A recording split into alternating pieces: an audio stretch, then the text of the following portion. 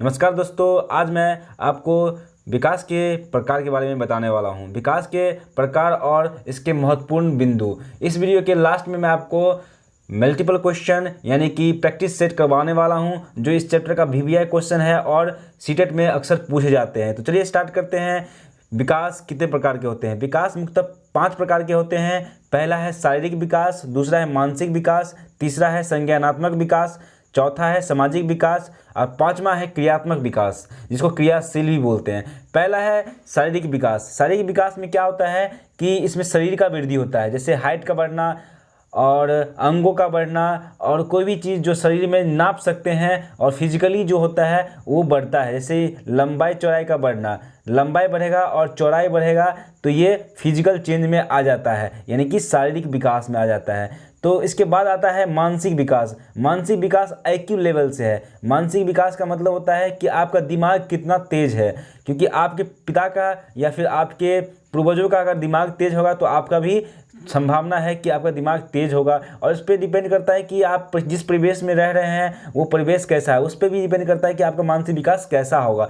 Next आता है आपका संज्ञानात्मक विकास। ये संज्ञानात्मक विकास होता है बुद्धि का विकास। ये बुद्धि और मानसिक लगभग एक ही चीज़ है, लेकिन इसमें क्या है, ये दिमाग है और ये क्या है, आपकी दिमाग की क्षमता, आपकी दिमाग कितना एब्जॉर्ब करता है, ये संज्ञानात्मक विकास कहलाता है। लास्ट में फोर्थ में आता है सामाजिक विकास। सामाजिक विकास का मतलब होता है कि आप समाज में हिल मिल के कितना रह सकते हैं, आपके आसपास में आपका जो है बड़ों का रिस्पेक्ट करते हैं कि नहीं, आप छोटे को प्यार देते हैं कि नहीं, ये सामाजिक विकास में आ जाता है। और लास्ट में आता है 5th नंबर पे क्रियात्मक विकास, यानी क्रियाशील।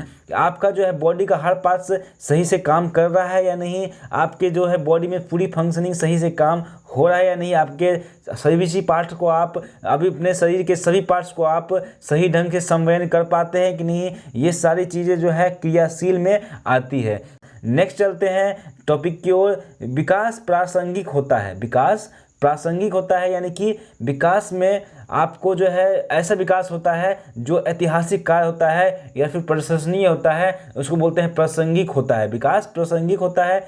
दूसरा है विकास सामान्य से विशिष्ट की ओर बढ़ता है। विकास सामान्य से विशिष्ट की ओर बढ़ता है, क्योंकि देखिए विकास में जो है सामान्य से विशिष्ट की ओर इसलिए बढ़ता है, जैसे कोई बच्चा जो है पहले शकल यानी कि पूरा बॉडी को मूव करता है, जैसे कोहनी हुआ, पैर हुआ, पीठ हुआ, गर्दन हुआ, सर हुआ, सब कुछ जो है एक साथ वो मूव करेगा। इसका मतलब ये शकल यानी पूरा बॉडी को वो मूव करेगा। उसके बाद कोई विशिष्ट अंग को धीरे धीरे वो चलाना चालू करेगा, जैसे हाथों की उंगली हुई, पैर की उंगली हुई, आंखों पर नियंत्रण, ये सारी चीज़ें जो है विशिष्ट अंग हो गए। इस पे नियंत्रण पाना धीरे धीरे बाद में आता है। पहले क्या होता है, शकल यानी कि सामान्य से विशिष्ट की ओर बढ़ता है ये। इसके बाद आता है नेक्स्ट पॉइंट, विकास अंतः संबंधित होता है। विकास जो है एक दूसरे से पूरक होता है। अगर पिछला वाला विकास अगर अधूरा रह गया है तो पहले उसको कंप्लीट करेगा, या फिर वो अगर अधूरा रह गया है तो नेक्स्ट प्रभाव आगे वाले होने वाले विकास पर ही पड़ेगा, यानी कि ये अंतः संबंधित है, एक दूसरे से संबंधित रहता है। यहाँ पे देख सकते हैं, मैं लिख भी रखा हूँ अपने नोट्स में। नेक्स्ट है किस अवस्था में बालक या किशोरों अपने मित्र के प्रति घनिष्ठ संबंध रखता है। ये क्वेश्चन है कि किस अवस्था में मित्र जो है, बालक जो है मित्र बनाता है और उससे घनिष्ठ संबंध रखता है। तो इसका उत्तर होगा किशोरावस्था। जी हाँ दोस्तों, इसका उत्तर होगा किशोरावस्था, क्योंकि किशोर जो है अपने अवस्था के में मित्र बनाने की क्षमता अधिक रखता है, उससे घनिष्ठ संबंध भी रखता है।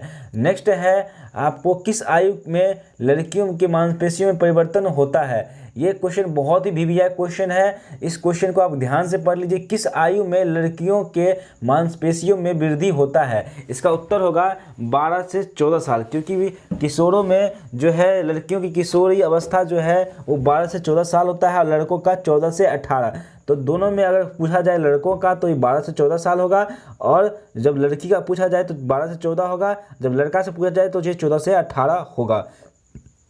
क्योंकि किशोरावस्था में ही लड़कों का हाइट बढ़ता है या लड़कियों का भी मांसपेशी बढ़ता है। मांसपेशी बढ़ने से यहाँ मतलब है कि हर एक तरह का मांसपेशी, जैसे प्रजनन तंत्र को यहाँ पे इंक्लूड करने के लिए ये मांसपेशी शब्द को यूज किया गया है। तो चलते हैं नेक्स्ट क्वेश्चन की ओर, और है नेक्स्ट क्वेश्चन है हमारा कि निम्नलिखित में से कौन सा विकास का सिद्धांत है। यहाँ पे पहला है निरंतर चलने वाली प्रक्रिया नहीं है, दूसरा है विकास की सभी प्रक्रिया अंतर संबंधित नहीं है, तीसरा है विकास की दर एक समान नहीं होती है, चौथा है विकास हमेशा रेखीय होता है। क्वेश्चन मैं फिर से रिपीट कर देता हूँ, निम्नलिखित में से कौन से विकास का सिद्धांत है, ये है वाला क्वेश्चन है, सकारात्मक है, तो इसका उत्तर होगा, इस उत्तर जो है ऑप्शन में से चूज करना है, यह निरंतर चलने वाली प्रक्रिया नहीं है। जब देखिए निगेटिव है तो ये पहले ही छट जाएगा। दूसरा है विकास की सभी प्रक्रिया अंतर संबंधित नहीं है, ये भी निगेटिव है तो ये भी छट गया।